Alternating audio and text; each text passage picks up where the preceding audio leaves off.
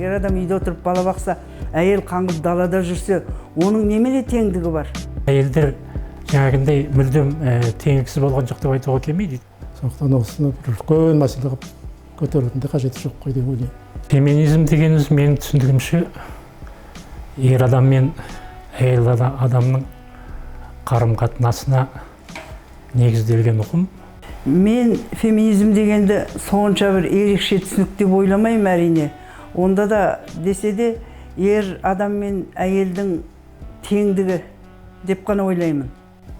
Ақылымен асып тұрса, соны мойындайтын халықпыз.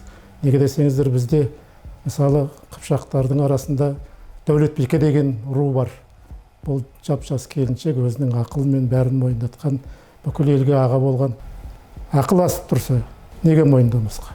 Шаңырақтың болсын, ағайынның болсын берекесі әйел адамның қолында екенін ата-бабамыз баяғыда айтып кеткен. Бұрын әулетке, елге билік айтқан әйелдер тарихта баршылық, домалақ ана, тағы басқа сияқты. Дегенмен біздің өзіміздің ата-бабамыздан қалыптасқан дәстүр бойынша еркектің қоғамдағы, тұрмыстағы рөліне әр уақытта басымдылық беріліп келе жатыр. Қазіргі кездегі ер адамдармен жағаласып кеттік дегеніміз болмаса, әйелдің өзіндік бір міндеті болу керек. Үйдегі қызметі, даладағы қызмет жөні басқа. Әрине, ер адам дегеніміз ол табыс табушы деуге болады. Ал әйел адам көбіне түсінсең, әрине жетіп жатса бәрі үйде отырып, бала бағып, үй сыпырып, чай қайнатып отырғанға не жетсін. Ал бірақ қазір оқып, бәрі бірдей тең болғаннан кейін үйде отырып қарап қалудың өзі де өте қиын. Әйел адамдар әрине ерлермен бірдей кей кездерде тіпті әуелі асып түсіп еңбек ете ме деп өзім соны байқап жүрем. Әйелдер жаңағындай мүлдем теңдіксіз болған жоқ деп айтуға келмейді. Өйткені Совет үкіметі оларға ерлермен қатар теңдік берді деген конституцияда белгіленген жағдай болды. Сондықтан да өзінің қалыптасқан дәстүрден шыға қоймай, сол дәстүрді біз әрі қарай жалғастырып келе жатырмыз. Отбасымызда әйелмен ақылдаспай ешқандай шаруа шешілмейді. Енді үкімет басында да әйелдер қауымы бірталай.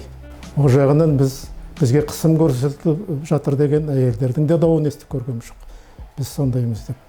Сондықтан осыны бір үлкен мәселе қылып көтерудің де қажеті жоқ қой деп ойлаймын. Ер адам үйде отырып бала баққан, ол ер деген атына лайық келмейді ғой. Ер деген сөздің өзі нағыз ерлікті көрсетіп. Әйел адам қанша десе де теңбіз. Асып кеттік десе де бір саты ер адамнан төмен тұру керек, ол төменшілік.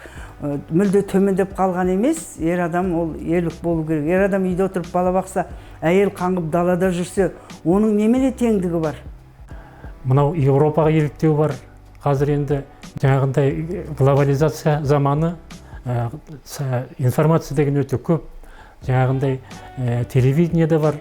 Барлық жағдайдың содан үлгі алып, соларға еліктеп, жаңағындай әйелдердің жұмысын атқаруды өзінің мойнына алып жатқан еркектер де бар. Отбасы деген өзі шағын бір мемлекет. Мемлекетті басқару деген бір адамда болу керек. Бала шағада әкенің қас-қабағына қарап өсіп, сол жағынан әкесі келгенде ол мүлде балалар ондай тәртіп бар үйде, балалар түсінеді. Әкенің қабағын айтқан, ісін істеген бәрі ол.